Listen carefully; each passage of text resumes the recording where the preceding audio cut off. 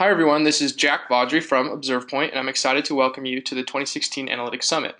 The presentation we are about to hear will be shared by Danielle Ackles and Scott Cannon. Danielle and Scott are both coming to us from Axis 41, where Danielle serves as Director of Analytics and Scott is Lead Analytics Architect.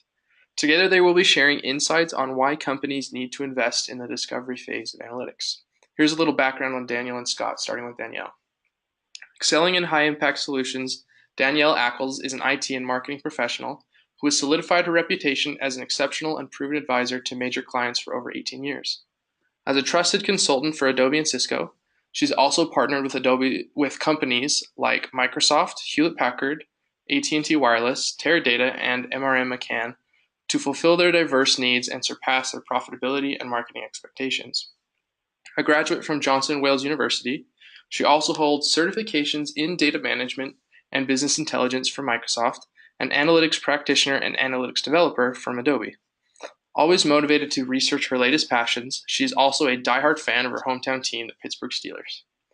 Scott Cannon is an Adobe certified analytics architect and digital business practitioner who has pioneered innovative online marketing for over 13 years.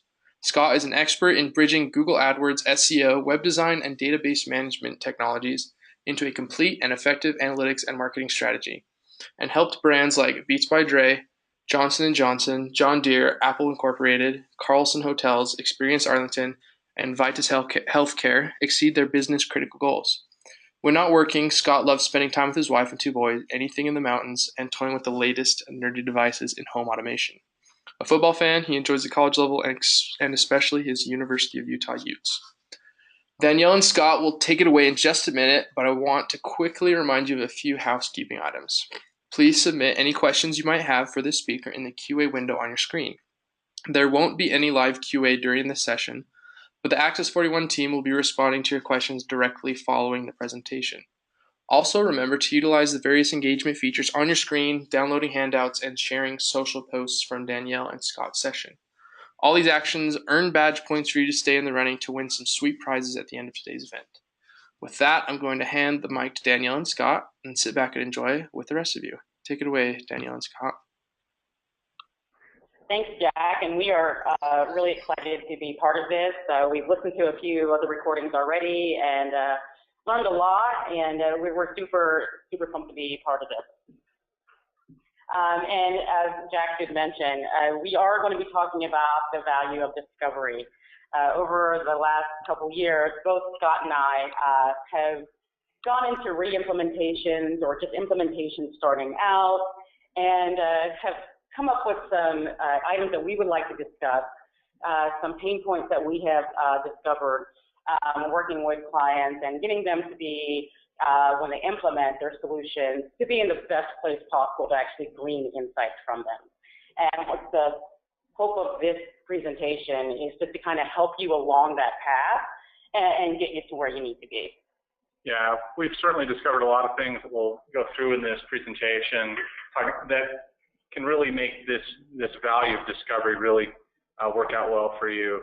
We see a lot of situations where companies don't do this correctly, and the overall costs that implementations put on the clients they're working with and the effect it puts on the people doing the work can be catastrophic. So it's something you definitely want to do correctly so that when the work is done, you've got a happy client and you haven't gone over budget and everything works out the way you need it to do.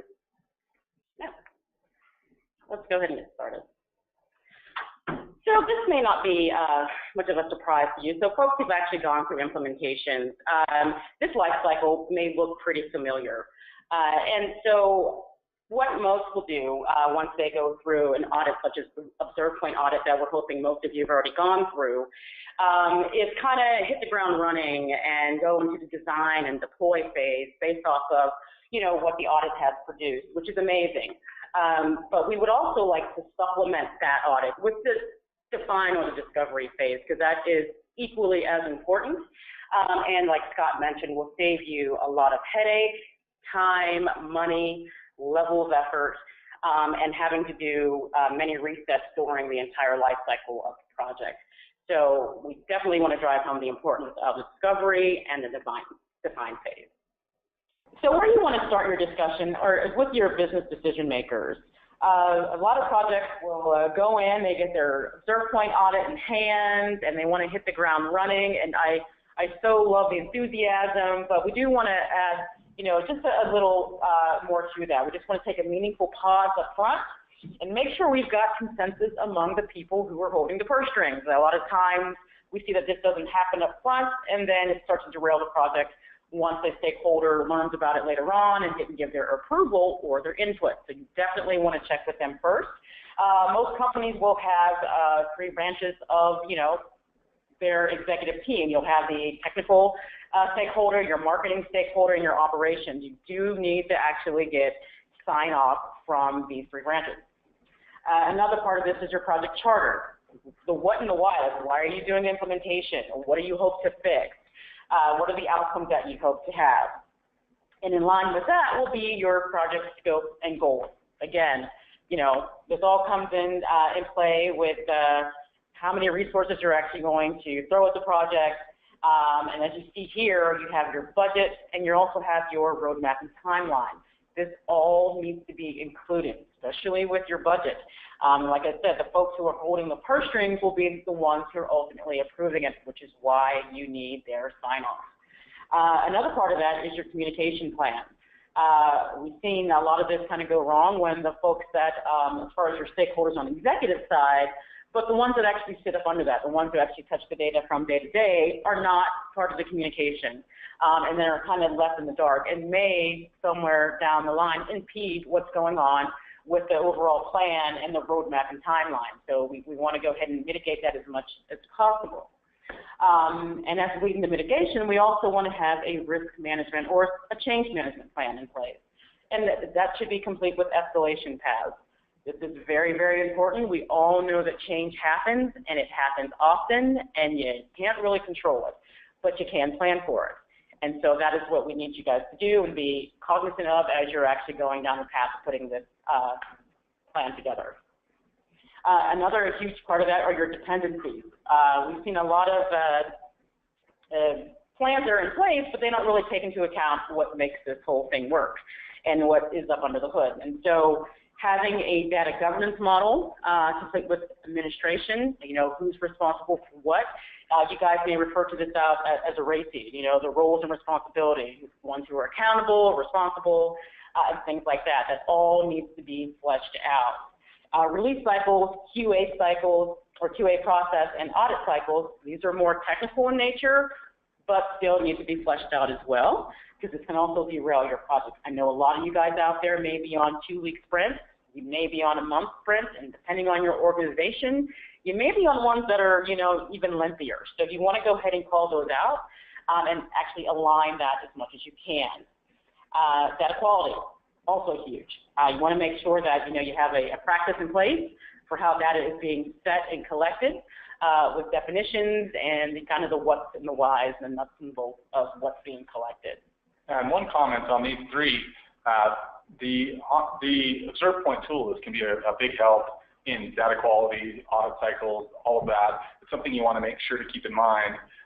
It's a way of doing incremental audits to confirm that things are going the way they need to go and things are working as planned. Yep.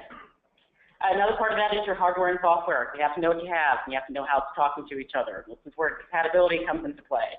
A lot of times we'll see that, code base isn't quite compatible with what we have, and because no one actually took time to go ahead and take a look at that and actually flesh that out when doing any of the planning. So you have to be cognizant of that.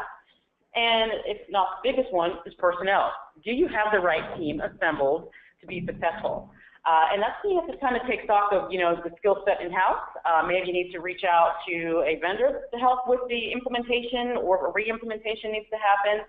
But you do need to assess who you have on the project, and that way you ensure the best outcome. And we do have some explanations, and these are just things that as we've been doing implementations, these are the types of teams that we see in place that, for the most part, ensure a successful implementation. And let's go ahead and hop to these right now. We always want to have a project manager. We definitely need that for just to control the project and managing aspects of it, and also a business analyst. So someone who's actually gathering these requirements for you and communicating those. An analytics manager or a lead, also important. This person is actually garnering that relationship. And the lead analyst, definitely need them. These are the folks that are going to put those requirements into a technical language that can be passed off to a developer. And also a reporting analyst or the end user. This is the person that is seeing your data day to day. They know the peaks and valleys, and they can attest for what looks normal or within range of your implementation. Yeah, and one thing to keep in mind in these different roles, this is a pretty typical process. You see these people involved. There are projects you might be brought into where it's a limited number of hours. You don't have, maybe it's just a smaller website that doesn't have that much activity on it, or there are reasons why you may not have all of these roles in every project. But for a project of any reasonable size, it tends to save you time rather than cost you time by having these different people in place. Certainly, if things are complicated, this chart here doesn't really get into any of the development work and that stuff. It's mainly the kind of more high level, getting the process rolling, sort of like the rest of this presentation is. But of course, we do have those that are doing some of the technical work on the end and putting code in place and doing those types of things. Those teams will look quite different, again, depending on the size of the project. I oftentimes will have projects where we have one developer that does all the work, or one engineer. Other times I've got some where you may have 2, 3, 4, 5 guys or however many involved in the process, depending on the depth and breadth of the reporting that needs to go on. So just know that this is kind of a high level, give you an idea, and this is sort of the typical theme, I guess. Yeah. So from there, we're going to hop over into the technical discovery. And this is just how Scott was just talking about the technical team. This is what they're going to need to know before we actually go down the path of doing implementation or doing any type of re-implementation. And a lot of this is overlooked. And you may not know this offhand. However, whatever technical resource that you guys have in-house should be able to answer these questions. And first and foremost, in doing any type of implementation, is how you're setting your cookies. Are you using the first-party cookie type or third-party? This can make a giant difference in how things go. Companies, it's something that's becoming both more and less important depending on the type of client you're working with and what's going on. This is just something that's important to iron out early. Anytime you're doing an Adobe Analytics implementation, this is an absolute must. You have to have it set and ironed out. First-party cookies, as I talked about, tend to be more widely accepted by different browsers, whereas third-party cookies are quicker and simpler to set up, but also have some limitations as far as being accepted by different browsers or different security settings. So it's a good thing to get ironed out early. We typically recommend a person go towards that first-party approach just for overall acceptance of cookies and such. Sure, Adobe does have some fallbacks and things built in place to help with that anyway, but that's typically the approach we'll take. And for Adobe type implementations, they are a big help in the process in first party. Back in the good old days, they didn't. You had to do a lot of this on your own, and it was a pretty difficult process. But now they've made that much, much simpler. So if you've been scared off of first party cookies because of past engagements, it's gotten simpler, thank goodness. Yeah. And I touched on this a couple slides back, the hardware and software compatibility.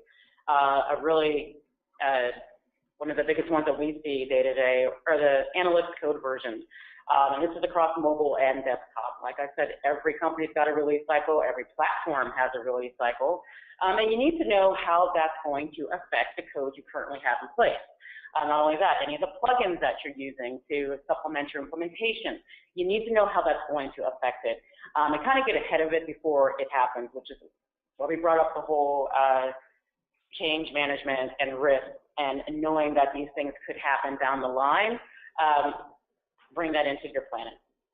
Like I just mentioned with the plugin version, for plugins, there's certain plugins that match certain code versions.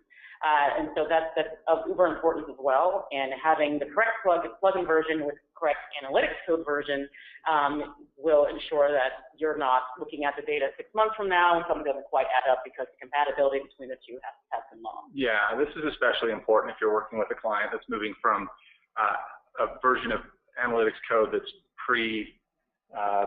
at measurement. They're using old S code or regular H code. It's important to make sure that you keep that information in mind because anytime they make that transition, it's definitely going to have that impact. Yeah. Another one is the tag management version, or the container in which all the code fits in. That also has version releases as well. So you want to be, thinking of that while you're planning. That way you have this in the back of your mind. A big one that I'm sure Scott will probably talk more about is the website architecture. This is very important. As is everything that we're talking about here. I know I use that a lot, but it's just that we've seen some of these items that we have here completely derail any progress that's been made when trying to re-implement or implement a solution. And so these all need to be sussed out before we start going down the design and deploy phase. Yeah, the iframes, that's at the top of the list because it's my nemesis. I can't stand iframes in general when it comes to tracking, especially if you're trying to track interactions within them.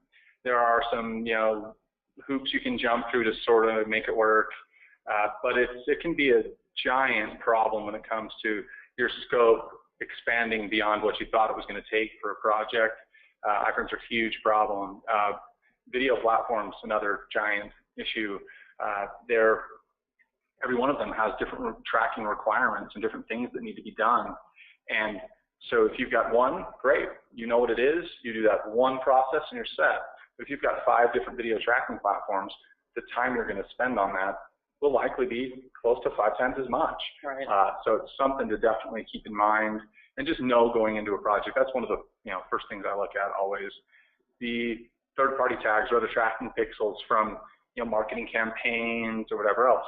If a company is doing a lot of paid marketing, whether it's display ads or search or whatever, they're going to want these.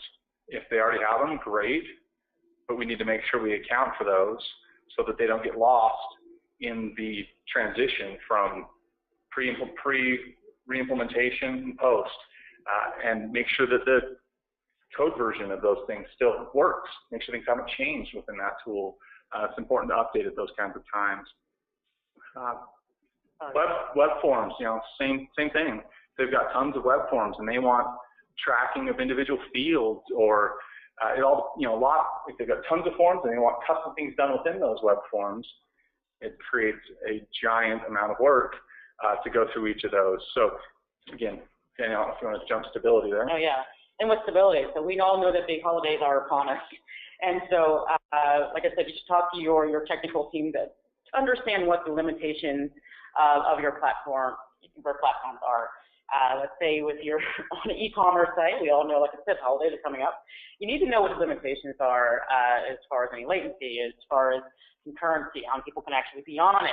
That all needs to come into play. It all needs to be fleshed out before doing any type of re-implementation. A big one. Parity between your development and your production environment. A lot of times we'll see the development environment vastly different from what we see production, which doesn't really help when trying to do any type of QA or testing. If we're testing in 2 different environments, because there's just no parity between the 2 of them. Yeah, nightmare. And you can write code that works perfectly great in dev and does nothing in production or vice versa. It's not a good environment, not a good setup at all. So it's something we definitely, all clients, in my experience, think they're close. Mm-hmm. But, well, not all, but most think they're close. It's important to make sure they really are. Yeah. So that's something we try to take a look at as soon as we can get access and see, okay, how truly close are these environments? And there are some, most teams, they'll have some folks that know what those limitations are and what the differences are and are able to call those out to you as long as you ask the question. Right. And also you need to know the number of pages and or browsers that your site uses or site has. That's also important when doing any type of discovery and planning for these types of items. Another big one is the CMS. A lot of clients come to us and don't know the content management system that their site actually sits on. So actually getting that information out there, we can actually, if we have that information, based off of experiences with that particular CMS, can tell you if your code is outdated and can give you steps to actually update that as you go with your implementation. So knowing that will help tremendously. Absolutely, I couldn't agree more. It's definitely something that there are things that can be done exactly the same way as you've done in a previous implementation if they're running in the same CMS.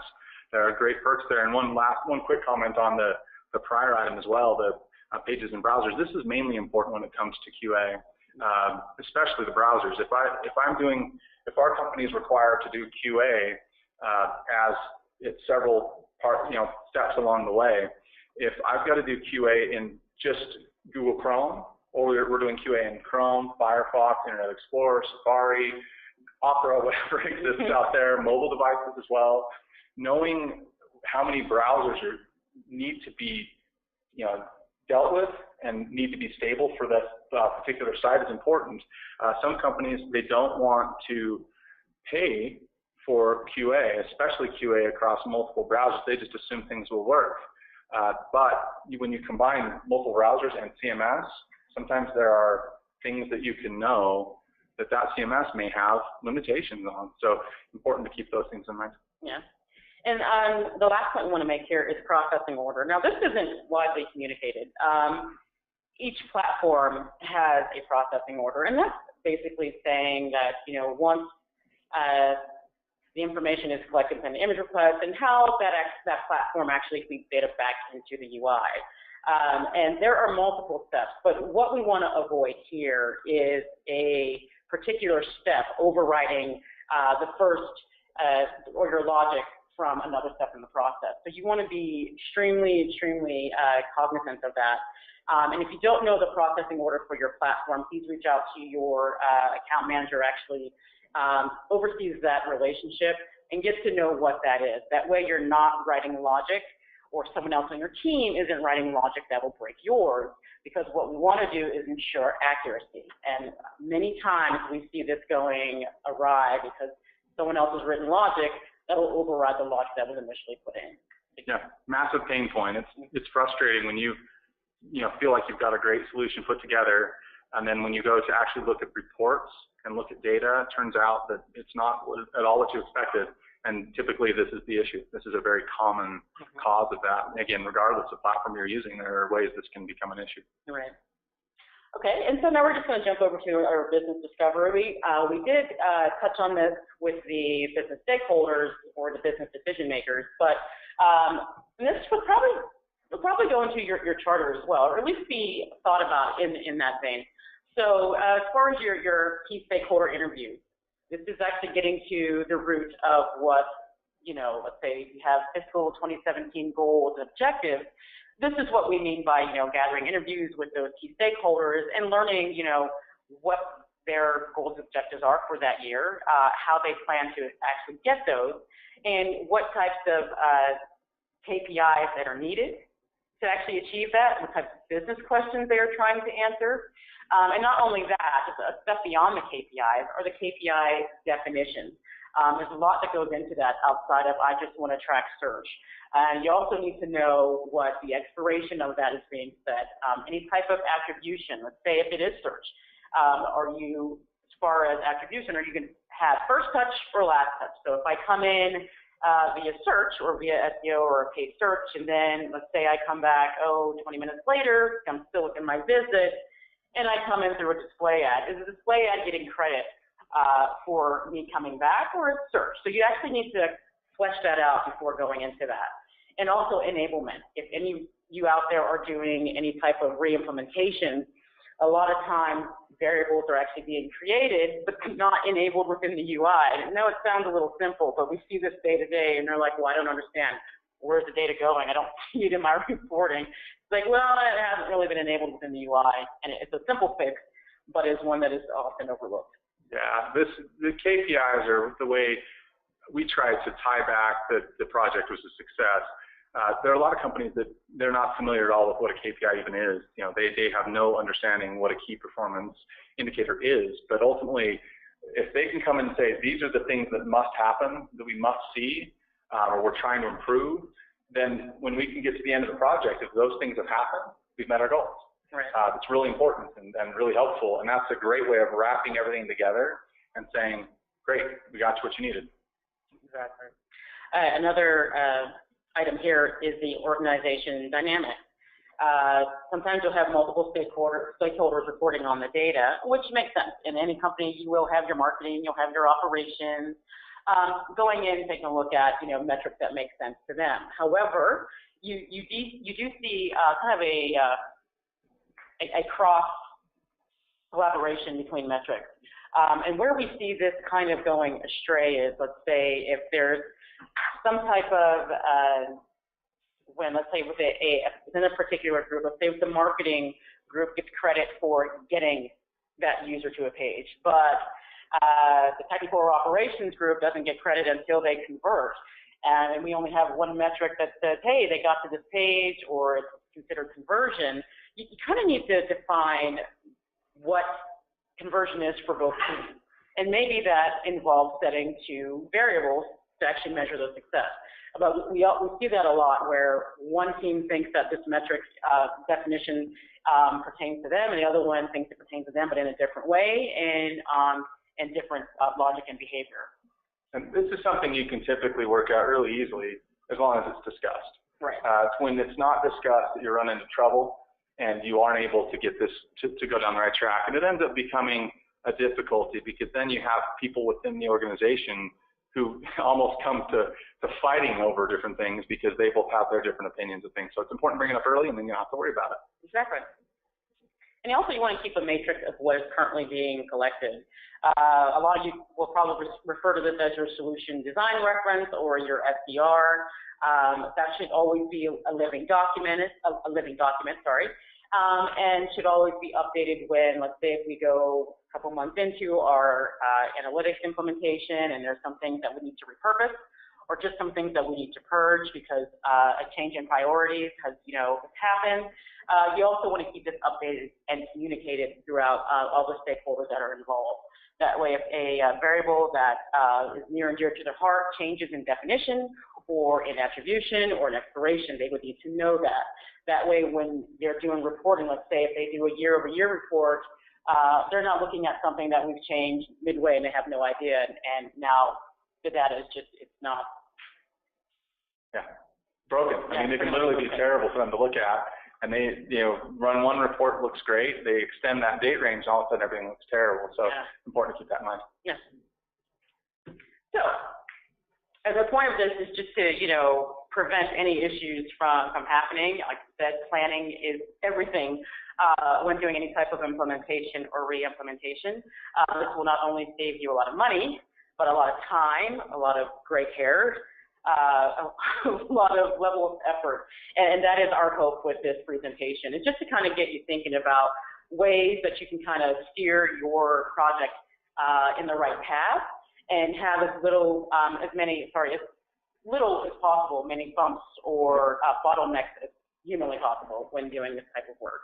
Absolutely, agree 100%. Yeah, that money down the drain is a great visual for how terrible it can really be. Right. If this isn't something you stay in front of. Right. So if it's just doing some simple planning, you can get things to work and function the way they need to work, and we don't have to spend a lot of extra money. Right, and with that, with all the planning, I mean, as far as your overall project goal, as long as we have data that we can trust, as far as the web analytics maturity model that you see here, this is where we actually want to get you to. We want to get you to a place where you can trust the data, where you can start looking at what happened, why did it happen, what will happen, and how can I make it happen in the future. And that is the goal of Access 41, as it is for ObservePoint, is to get you within this model and to get you succeeding within this model as well. Absolutely, couldn't agree more. Yeah. So we hope that we've shed some light on the whole discovery process and got you thinking about some things. We hope that you guys enjoy the rest of the presentations today with ObservePoint Summit, and we look forward to seeing your questions and getting those answered for you. Thank you very much. Appreciate it. Thanks so much, Danielle and Scott. It's really been our pleasure to hear from Access 41 today, and we're excited to see what other great content is in store for the remainder of the summit. If you want to learn more about Access 41 or ObservePoint and how these solutions can better support your digital marketing efforts, be sure you visit the sites noted on your screens. Also, take a minute to browse the vendor booths in the conference hall, and I'll hope to catch a few of you in the next session that starts in about 5 minutes.